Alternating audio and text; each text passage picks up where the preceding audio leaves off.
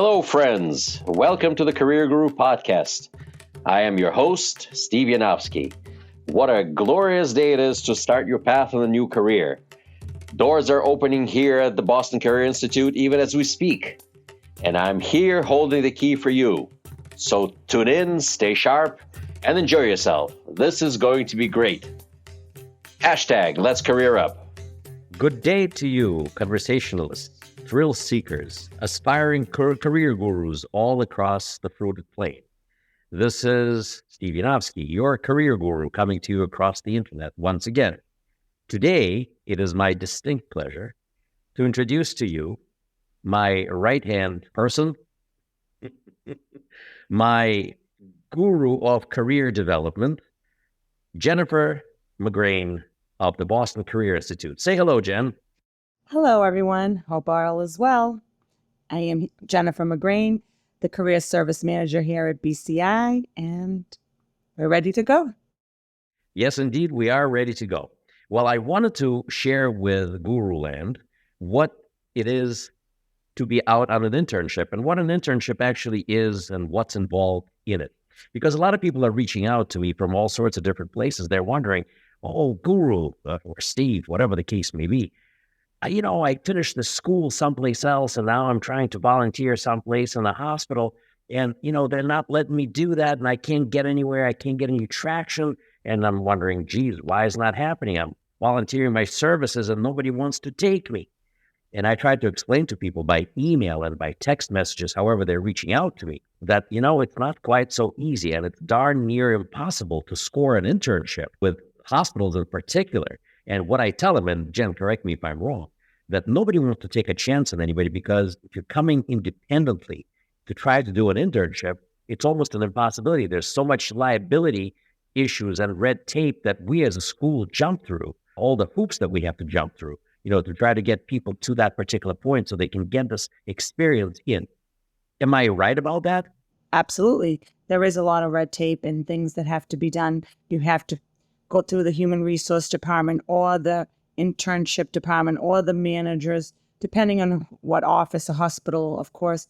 And there's a protocol they have. They want to make sure that the school is liable for the student. If there's any issues, they want to be able to contact the school to discuss any issues they might have. So for someone to just come off and say, oh, I just want to come and do an internship there, it's not something places look lightly upon, because they like to have that contact person that they can do business with. They can find out more information about the student. They like to see maybe the students come and recommended from a school, an internship coordinator, a teacher with a resume saying, yeah, the student just finished the program. We think they'll be a good match for you. So I think there is a lot of red tape, and that's why it's very important that someone goes to a school where there is a career service department and an internship department that will help these students find a place for them to do their internship and succeed. Right. Now, you work full-time in this venture, and you have other people helping out. So you have about, in your department, including you've got about 4 people working on this in BCI alone. And this is a full-time occupation for you. Full-time, when I say full-time, I also mean that you answer calls in the middle of the night. Of course. So there's a lot of things that go into detail. Internship sites usually will call most of the time, the site managers or the leads, or whoever's making their phone calls about internships or emails are being sent after hours, because that's when they're done seeing patients or things like that. So they'll be emailing saying, oh, I met with so-and-so, or I want to meet with this student this week. Can you actually set it up? And this time, in this day and age right now, the medical field or the dental field is very shorthanded, as we all know. The healthcare industry is shorthanded. So a lot of them are asking us as internship coordinators if we can even set up the appointments, go back and forth and help them set up to have what time the student can come in, what day they can come in. So there's a lot of details that go into this. So this job is more than just a full-time job. You have to spend a lot of time back and forth, whether it be with the site, with the dental office, with the student, whatever the case may be. It's a real labor of love. I understand you love what you do, as you tell me that all the time. And you're dealing with all of our students, and I mean all of our students, even though you have little elves helping you, the internship elves, in all 3 of our campuses. But nonetheless, all of it ends up on your plate. Certainly all the interesting things, and I do mean interesting things, that may happen to our graduates or our students while they're out on an internship. Tell me, when do you start working with students to prepare them for internship here in BCI? What do you do? When do you get the process rolling? What does that involve? Do you have some kind of a plan that you follow, maybe a curriculum? We start with usually having the first 2 weeks they're in school. We might meet with the students, give them a little bit about what the student success class is going to be about. We meet with them, we tell them who we are, we introduce ourselves, we let them know all about all the things that they need to provide to the internship department, immunizations, their resumes, all the documentation that we're going to need to make sure that they will be able to go in a timely manner onto their internship. So Well, hang on a second, Jennifer. Forgive me, I'm interrupting you. There's a few things that you mentioned that I want to make sure that are cleared up for our listeners, of which there are many, and people who are really thinking about doing all of this. So I just wanted to make sure you said something about student success, right? So student success is like a program that you have here that's set up in BCI that kind of welcomes the student in and guides them while the teachers are teaching them, right? yes, of all the things they're going to need, and in what manner do we want them to bring in these documents, send in these documents. We want to meet with them. We introduce ourselves. We let them know that we're here. Any questions or concern, please come and see the office. Email us. If they need help with their resume, please make time to see us, to whoever it may be, me, Candy, Madeline, Giselle. Like you said, I have a team of people here that are more than happy to meet with their student. We go through that they need to start getting a hold of their physician's office, making sure that they have their immunizations up to date. If they don't have them up to date or they need to get titers or anything, they should be making an appointment with their physician's office so they can get all this done. Because sometimes that could take a few weeks because you got to get an appointment. The doctor's already busy. They got to get everything done. Then they got to get the documentation filled out. So we told them that's hours and hours of them that they need to spend on doing all this. Resume, it's a back and forth. That could take a few days of back and forth. Do this. You didn't do that. This doesn't look right. They write this. They don't understand. So we have like a little class time about that. We go over all the rules and regulations of an internship, what's expected of them once they go out there. We try to prepare them the best we can to make sure they understand all this before they finish the course. So the resume and the interview prep is the integral part of what you do in internship. So not just collecting the paperwork like the vaccination records, Right. the criminal offender registry stuff that needs to be done while in school, and all the other reminders that you send out. You are also making sure that their resume is professional and then they're prepared to answer specific questions when they go out to the internship site. Let me just sort of ask you a question. Is going out to an internship interview, is that similar to a job interview, would you say? Absolutely. And we do tell students this, that it's very important to treat this internship as it is a job, because those questions that they're probably going to ask you at the interview for the internship, tell me about yourself, why are you interested in coming in this field? Those are questions that they're going to ask you on a job interview when you go to become a medical assistant, dental assistant, why you chose this field. Tell me something about yourself. Tell me a weakness. Tell me your strengths. These are things that people should probably brush upon, and we try to prepare them by telling them these are questions you're going to have, and let's get prepared so you can answer those questions. So we have videos, and I know that you guys also go into the classroom to talk to people about these things in particular, correct?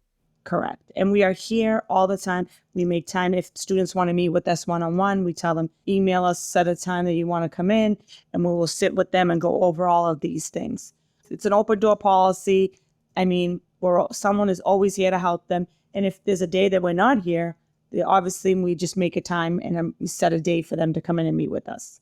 I know you also meet with people like via Zoom or Teams or other places. So either way, people can reach you, whether they can't come in person, they can just do this via video conference as well, right?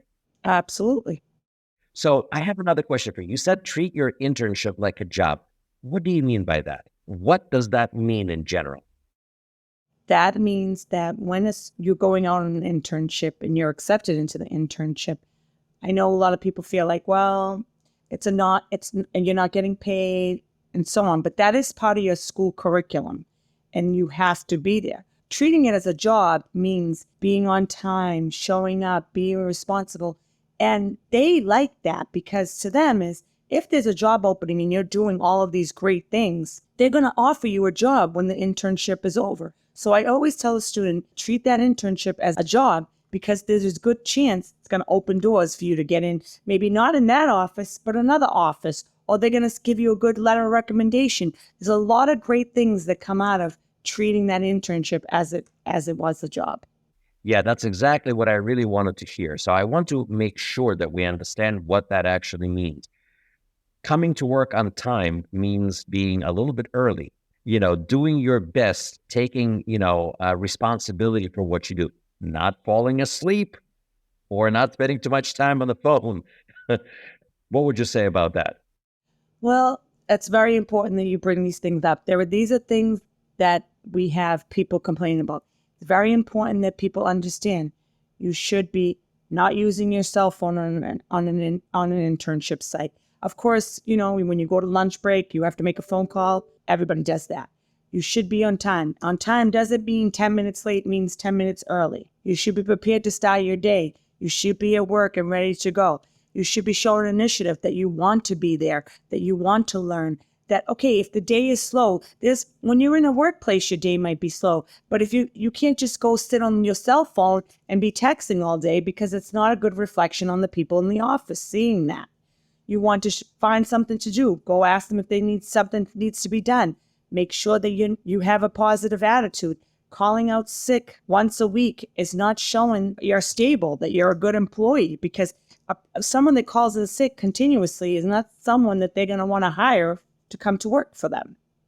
These Right. are one things. You want to be there. You want to be prepared. You want to make sure you understand. And if you don't understand something, ask the question. They're there Right. to help you. So taking initiative, would you say, is one of those key things that a person must exhibit while they're out on an internship? Absolutely. Taking initiative with anything, I think, is the biggest thing, no matter what you do, whether it be an internship, whether it be a job. If you want to succeed, you have to take initiative. And initiative means, oh, well, I'm just going to do this and that's it. Well, that's not really taking initiative. The more initiative you take, the more you're going to learn, the better you're going to be, and the better chances of growing or getting that job is going to happen to you. When I have students that show initiative, go in there, do 100%, always on time, ready to go, happy to be there with a smile on, not bringing any of their home life into their workplace. We all have home lives, but if you bring it into your internship or your workplace, they're there to do a job, so they want to see that you're in there, you're happy, let's do your job, let's move on, And of course, there's going to be days, everybody has a day, we understand, but it's very important for that time that you're there, you're giving 100%. I understand. I understand completely and totally. I would like to convey to all of our listeners the following thing. Ultimate success is not getting a certificate. Ultimate success is getting a job, because this is why people come to schools like BCI, and BCI in particular. When you come to our school, the crown jewel of your training is that internship, because it's that last step before employment, professional employment with a large increase in pay. I keep talking about pay because pay is the most important driving force and a stimulus for people to go for and seek out continuing education like we have here. Okay, it's a difference between working 2 jobs, 3 jobs versus 1 job with benefits, with further tuition reimbursement from the employers, because most employers today have some kind of a fund that pays for people to go back to school and get more education, more certifications, which literally translate into more money at the end of the biweekly period, or however you get paid. You get to keep more of your money and you earn money. Professional training, professional internship go a long way. Those reference letters are a major contributing factors to people's success. Student success and student success services and our curriculum go a long way, really go a long way here. I think it's incredible what this internship opportunity offers to students. What would be your words of advice to people considering trade schools and career education from your vantage point of being an internship specialist, a career services specialist, career student success specialist? What would be your advice? My advice would be this. When you come, do your best. go to your classes, do everything that needs to be done that's asked of you of your instructors. Your instructors will input everything to the internship coordinator, which in return, the internship is the biggest part of this curriculum, because it is not just all an internship. You're also learning so many different things on that actual internship. All that information that you can take from there, you can bring somewhere else, and it can provide you with an excellent career and an excellent, go to the next place. Like I said, those recommendation letters can go so far for a student to get a great job. I see it all the time. I see it every week. I have students that are landing jobs every time they finish an internship.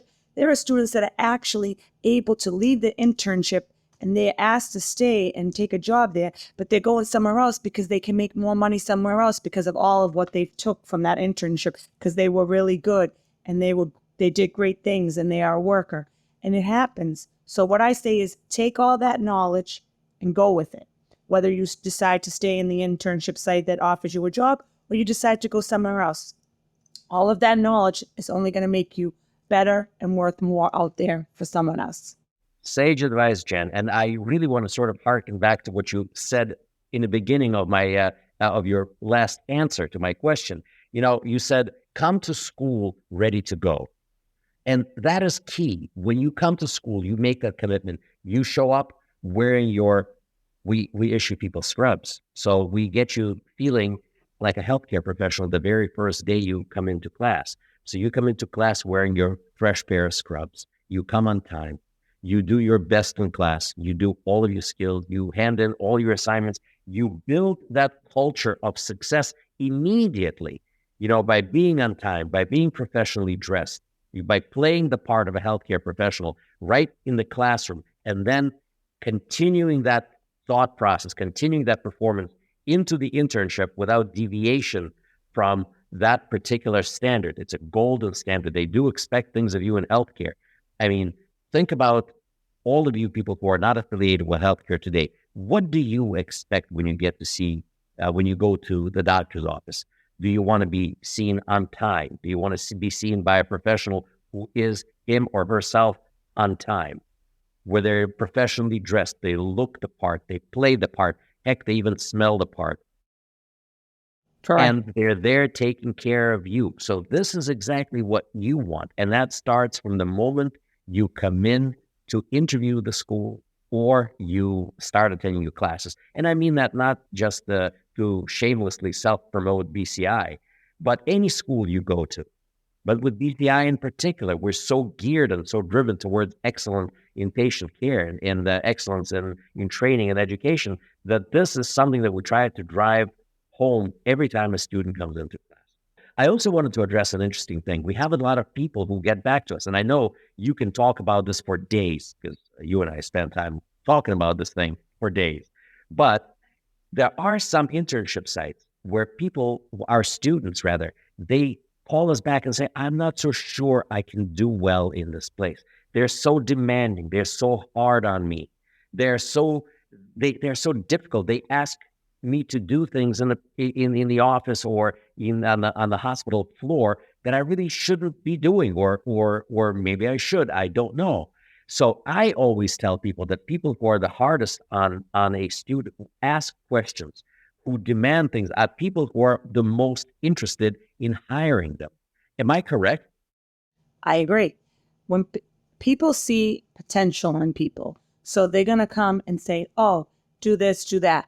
And sometimes I think students are a little overwhelmed. They're like, should I be doing this? I don't know. They seem a little hard. They only seem that way because they think that you can do it.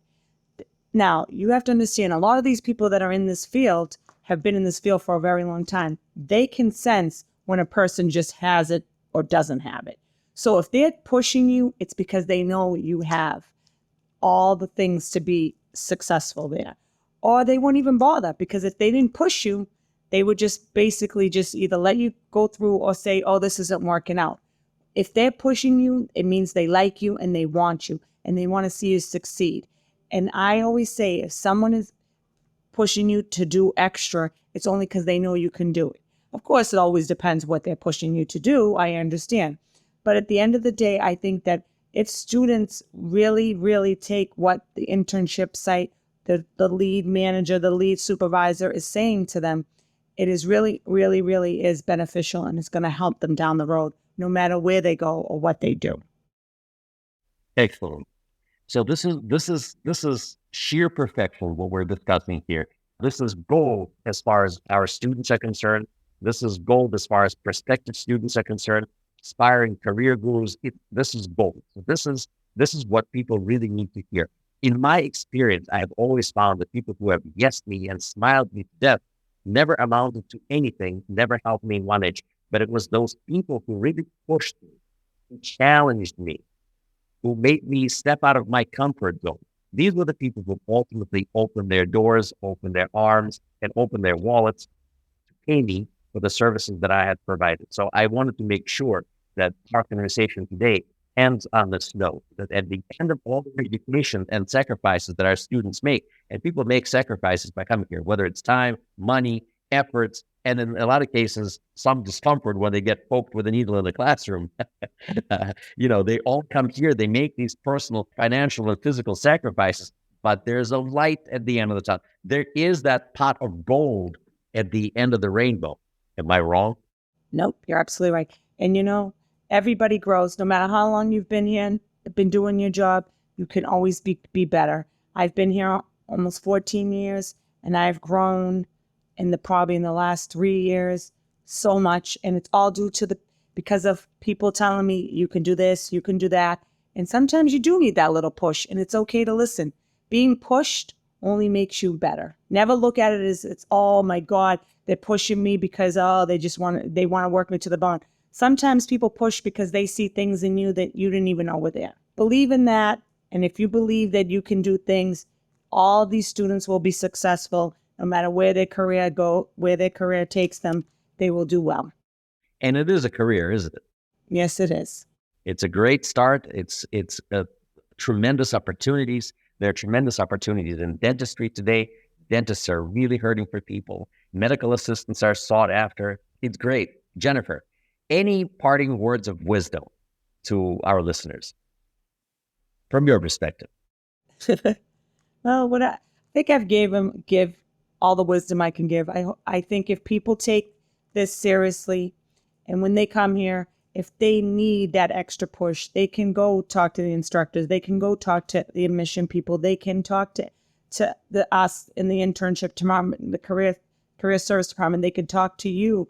There's so many people here. We're a small community as a school, and we have a lot of one-on-one with our students. We really do know all our students on first name basis. So no one ever really just goes to the wayside because there's 5,000 people. It's not like that. So you can get a lot out of everyone that is here. We're here to help you because we want to see people succeed. So my thing is, if you come, please feel free, reach out to us. We're here. We want to see you do well. We want to see you get a job, because that is the whole point of coming here, is for you to start, finish, and be successful and start a career. Well, I couldn't have said anything better myself, even if I tried. Jennifer, I want to thank you for taking this time out of your busy schedule to speak to our listeners, to answer my questions and to answer their questions. I'm sure we're going to get a flurry of text messages and emails after this podcast is live, and we're here to answer them. We're all here for you. So please don't hesitate to reach out to us. We're here to help you. We're here to serve you, and we're happy to do so. It is a real labor of love. Jennifer, thank you once again for being with us today. Thank you for having me. Appreciate it. Career Guru thanks you so much, Jennifer. Have a wonderful day. Thank you. Thank you. Well, friends and aspiring career gurus, this was fun.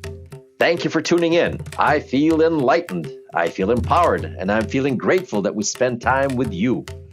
For more information about Boston Career Institute, please visit our website, bostoncareer.org. Boston Career Institute has 3 campuses located in Brookline, Massachusetts, Malden, Massachusetts, and Lowell, Massachusetts.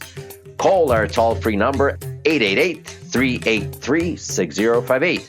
For questions, comments, and or information about our podcast, email me at thecareerguru@bostoncareer.org. the Career Guru podcast is available on Apple Podcasts, Spotify, our website, bostoncareer.org, or wherever you stream your podcast. Subscribe, stream, rate, and review our shows. Your rating and reviews help our show reach new audiences.